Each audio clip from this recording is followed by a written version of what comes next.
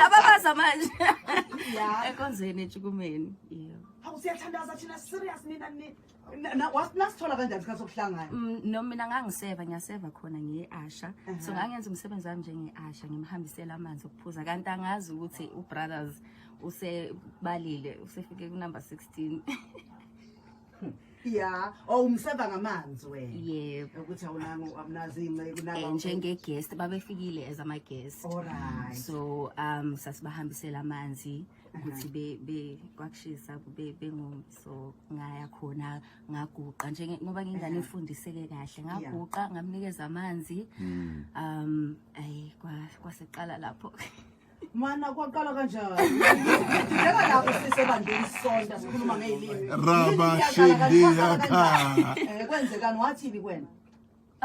That day azasho lutho wabonga thank you. And then afterwards ke yila yena ke akabange sakhona ukulala. Yeah. Mina I remember ngilungisela leyo nkonzo leyo ngangilele nento ethi you never know who's watching. Yeah. So nje whatever I do fanele ngilungise ngaleyo ndlela. Hayi ngoba mhlawumbe ngangifuna umshado no.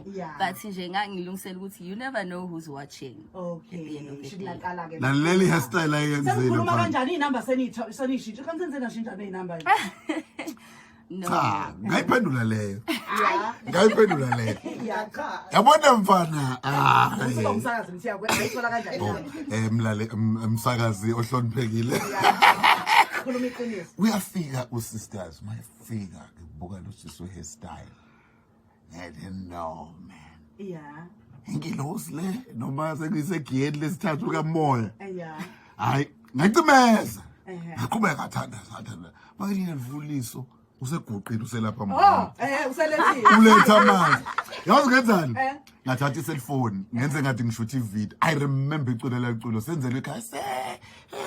Yabona ngayishaya ivideo engathi ngiyayishutha mina, ngidansela usenzele ekhaya. Ngase ngiyijikisa ivideo eyisima esibheka la ngakhona. Ashara khona. Ngase ngiyayizuma ngayithi. Yeah. Ngaba nayo kwivideo. Kanti ngenzela ukuthi kusekhona umfowethu Sicelo may his soul rest in peace. Ngathi Sicelo ubalo. So Sicelo ingane kamfundisa umkhize le. Ngithi Suka Sathane. Yeah. Suka Sathane get back. No. Nkosikazi wami. Yeah. Wathi ngathi umnkosikazi wami. Then yeke ngaba process igenziwa okay you have to be introduced to abantu abadala kwanjenjanyana. Kodwa wena usushilo. I know abana Unyaka. How move unyaka angisazi because shade ku 2019 but enyakeni owodwa 2018 yeah siyabonga usuthi wamfundisa ukuthi actually 2018 siyabonga kakhulu ngabe yini wayithanda ngaye kusipho nje wena wathandani ke sekufika isikhathi I'd like to believe ukuthi wathandaza ngempela mayise eselethwa kimi.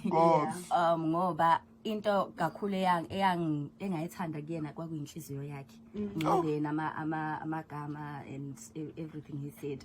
Konke okulandela lokho nanokuthi mina mawuyenze isikhathi for me ayike lapho uqedile ungivulele. So after introduciwe sesikhuluma wabona ukuthi we would talk for hours enze isikhathi for me and I could feel leyo nto ukuthi yazi I feel safe.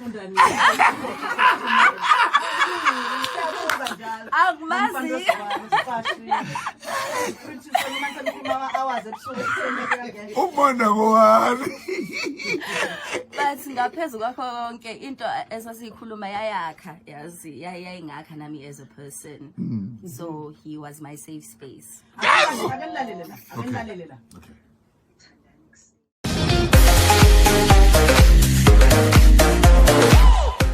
Hello everyone, welcome back to Sunny Live Show and thank you so much guys for tuning in. Well guys, njengoba izolo ke kade ke kwi Valentine's Day lapha ke Okhosini FM they invited their very own umsakazi ke uSigqemeza Mbatha nonkosikazi wakhe ke uZinhle ke Mbatha ke bebabuza ukuthi ke bahlangana kanjani ke ngithi niyazi ukuthi ke bazalwane emasontweni kunemcikilisho ke elandelwayo. So ke it was a beautiful story and abantu bamthanda lo unkosikazi bakithi muhle, she's so beautiful ngane mangivumeleke ukuthi cute but muhle kakhulu bakithi. So this is their story ukuthi bahlangana kanjani ke bashada nini.